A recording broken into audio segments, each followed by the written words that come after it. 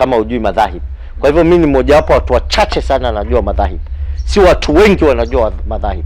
Hata kuna Muislamu saizi anasikiza hii, ukimuuliza wewe ni dhehebu gani hajui. Na Uislamu, kuwa Muislamu ina yani tafsiri yake lazima una dhehebu.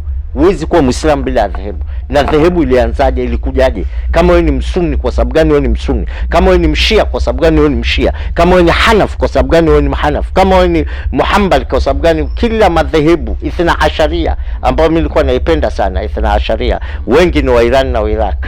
Mimi nimeenda paka Karbala, karbun fihi balaun, inaitwa Karbala pale. Prophet Muhammad kwake wote uliuliwa, tuenda pale kulia tu.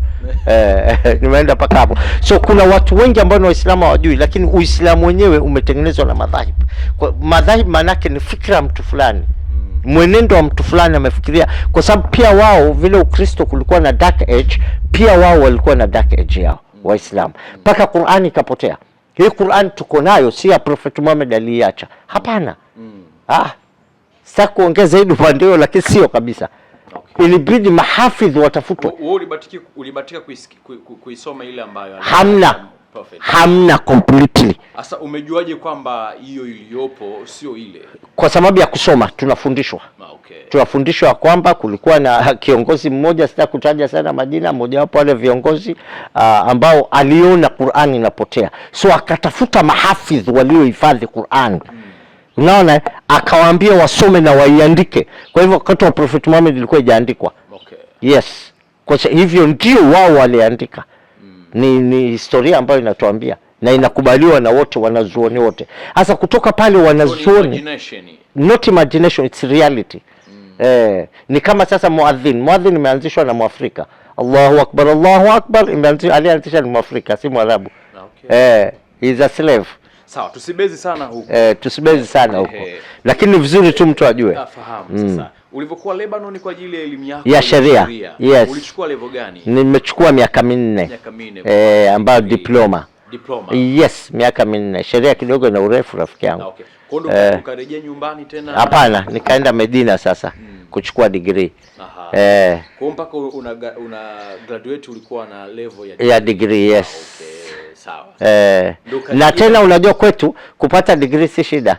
Umesomea chini ya nani ndo shida.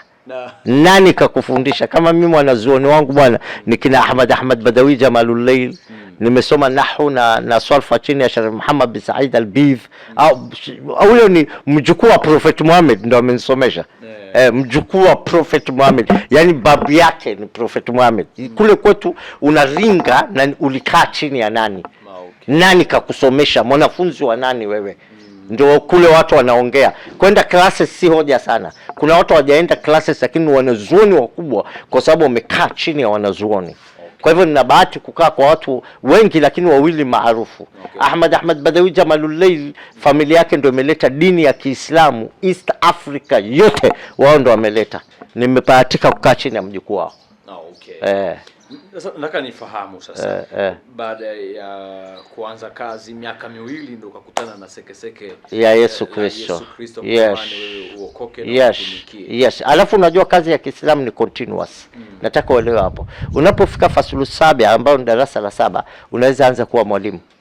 A lot of muallims, hawa walimu na wakutoa wa msikitini darasa la 7, unaendelea kusoma huku ukifundisha, ndio utaratibu wa kwao, ama ukifanya kazi ndio utaratibu wa kwao. Kwa hivyo siwezi sema ati nilipomaliza chuo ndo nilianza. No, nikiwa fasulu 7 nilikuwa mwalimu tayari nafundisha. Nikiwa fasulu akhir nilikuwa nafundisha. Nikiwa thanawi bado nilikuwa nafundisha. Yani yao ni continuous. Unaweza kuta mtoto wako darasa la 5 lakini anaswalisha msikiti fulani, amepewa hiyo jukumu, ama darasa la 2 anaadhini. Okay. Yeah, so kwao ni continuous working. Ndio dini, yani ukiingia kwa dini ya Kiislamu ni rotational. Hakuna pale ya kupumzika.